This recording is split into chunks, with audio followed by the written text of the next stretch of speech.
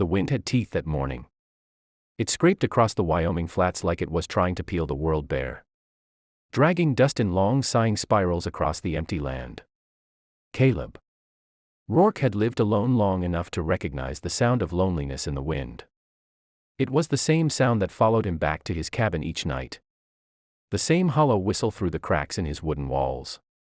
A man could get used to silence, but he could never quite make peace with it. Caleb wasn't headed anywhere important. Just checking fence lines. Just keeping busy. That's what lonely men did. They worked until their hands hurt so they didn't have to think. He almost missed her. At first, she looked like a fence post in the distance, thin, unmoving, stubborn against the wind. But fence posts didn't tremble. Fence posts didn't clutch sticks like spears. As he rode closer, his horse slowed on its own, sensing something wrong.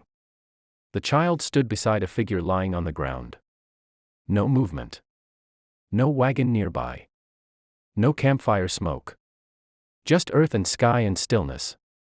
The girl couldn't have been older than 8. Her dress had once been green, maybe. Now it was the color of dried mud. Her hair hung in dirty strands across her face.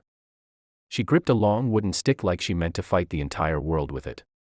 Caleb dismounted slowly. The girl raised the stick higher. "Don't," she warned. Her voice wasn't loud. It didn't need to be. Caleb lifted both hands slightly, calm and open. "I ain't here to hurt you." She didn't believe him. Children who still believed the world was kind didn't stand like that. He looked down at the woman on the ground. The mother. Her skin was too pale against the dirt. Lips cracked. Breathing shallow, so shallow he had to kneel to see her chest move at all. "How long's she been like this?" he asked gently. The girl didn't answer. Instead she said not to let anybody take her. Caleb swallowed. He'd buried enough people to know what dying looked like. Fever. Dehydration. Exhaustion. Maybe all three. Whatever had brought them here had drained everything from her.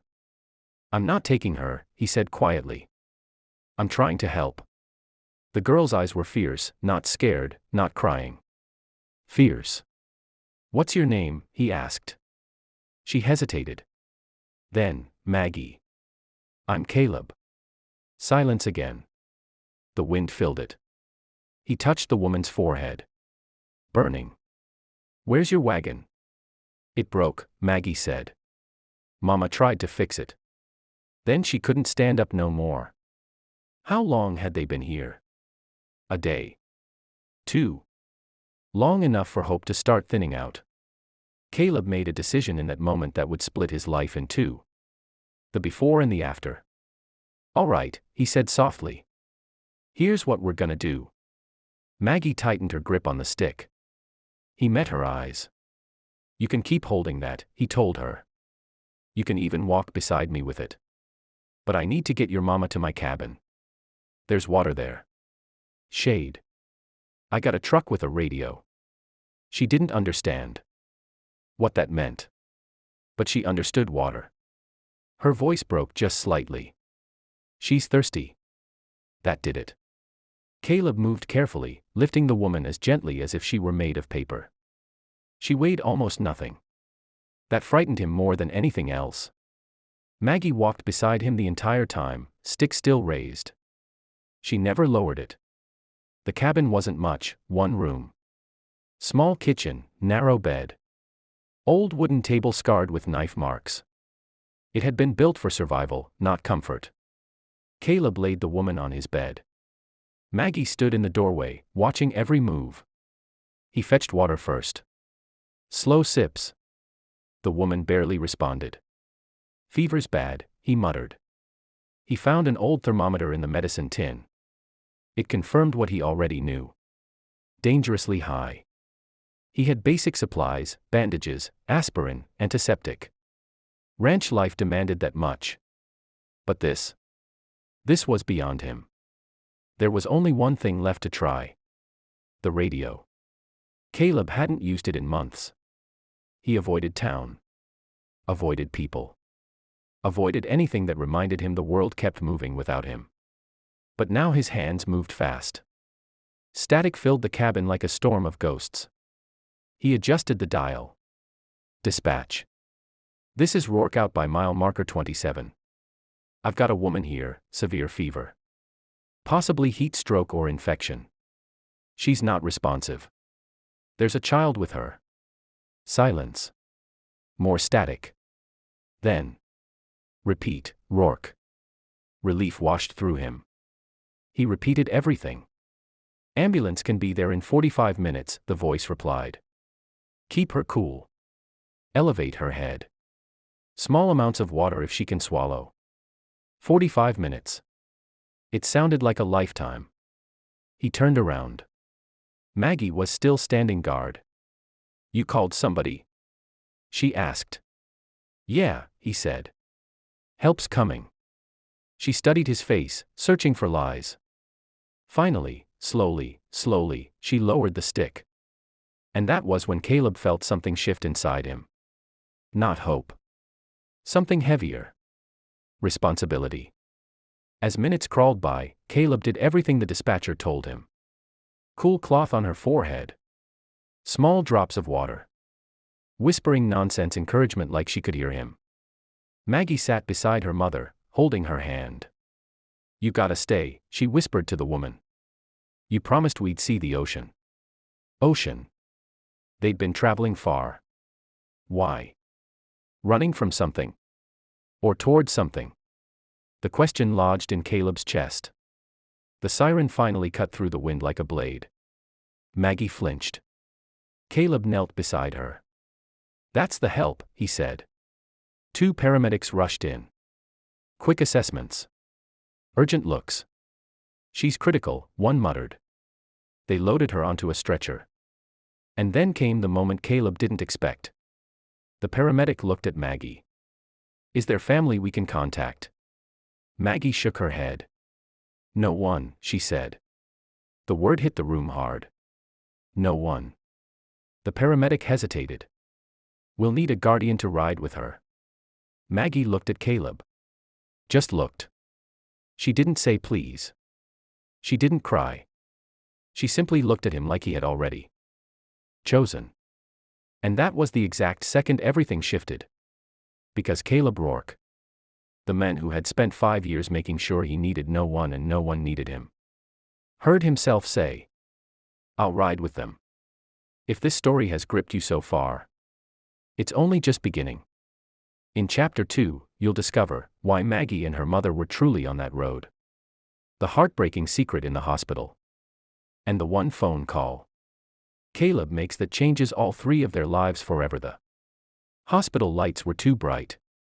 Caleb hadn't stepped inside one in years. The smell alone, antiseptic and something metallic beneath it, brought back memories he'd buried deep beneath work and whiskey and long empty nights. He sat stiffly in the molded plastic chair outside the emergency room while Maggie's boots dangled inches above the polished floor. She hadn't cried. Not once. That unsettled him more than anything. Through the swinging doors, doctors and nurses moved with efficient urgency around her mother. Machines beeped. Orders were called. Curtains drawn. Life measured in numbers and lines on screens.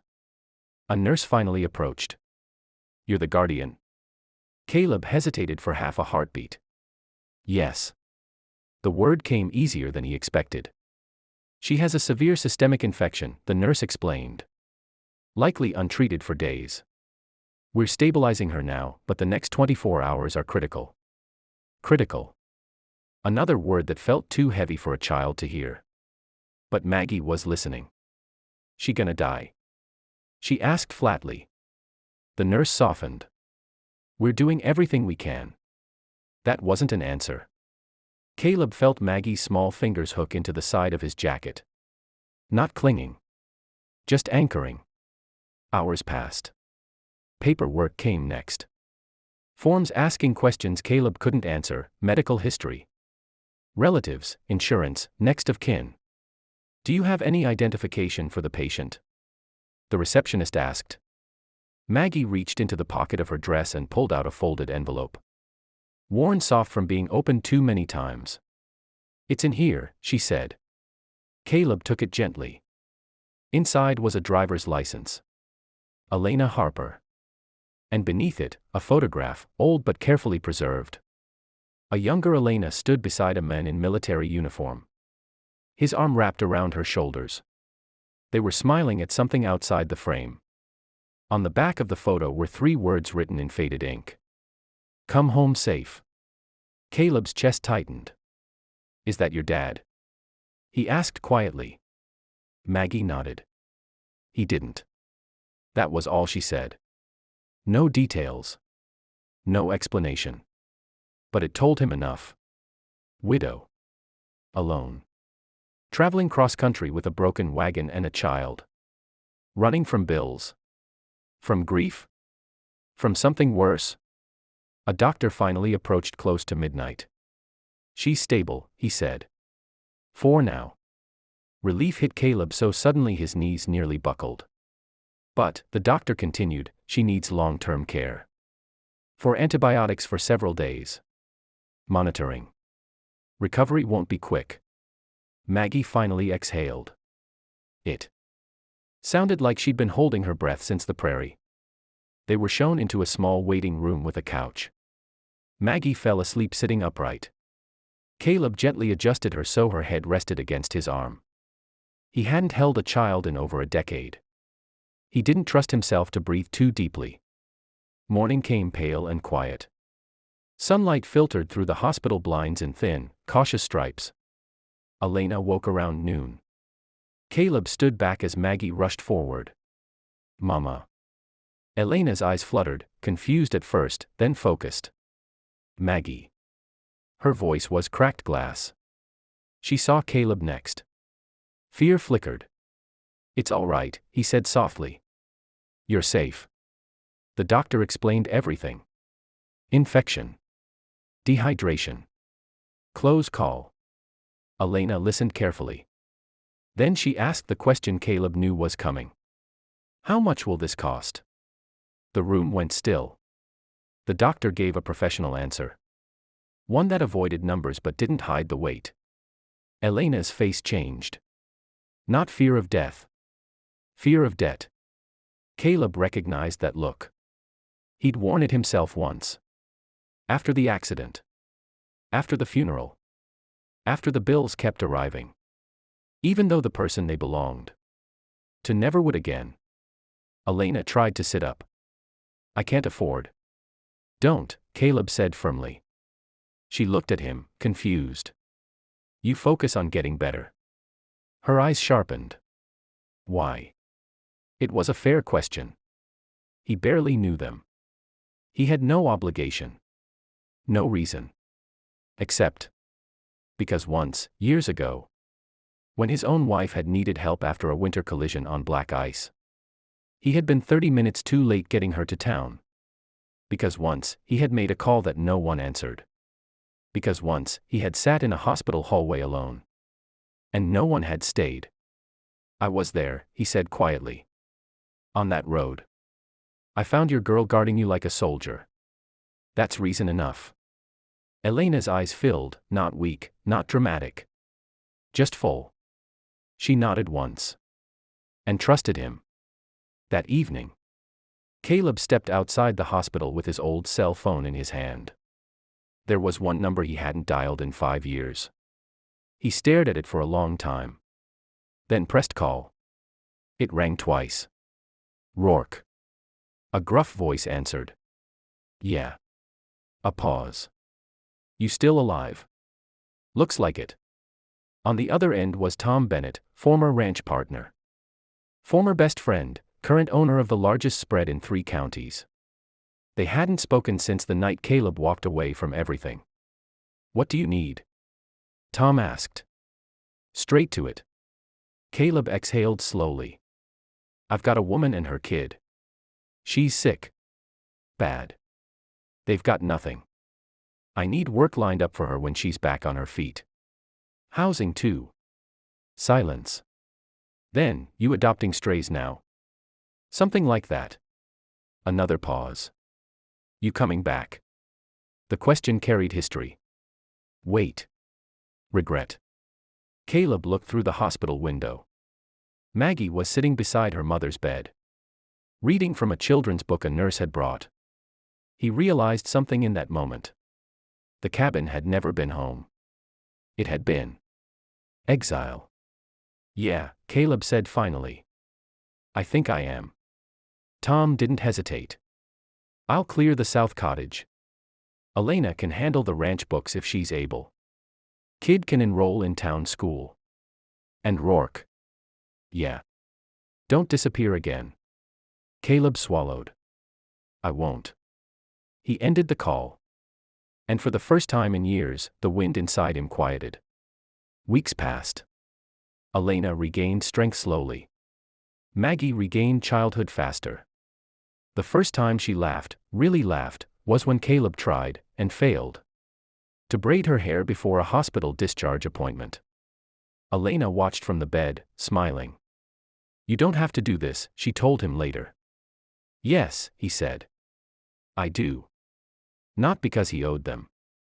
Not because he needed redemption. But because somewhere between the prairie dust and the hospital hallway, he had realized something simple and devastating. Being alone had never made him strong. It had just made him empty. 3 months later, a truck pulled into Bennett Ranch. The south cottage had fresh paint.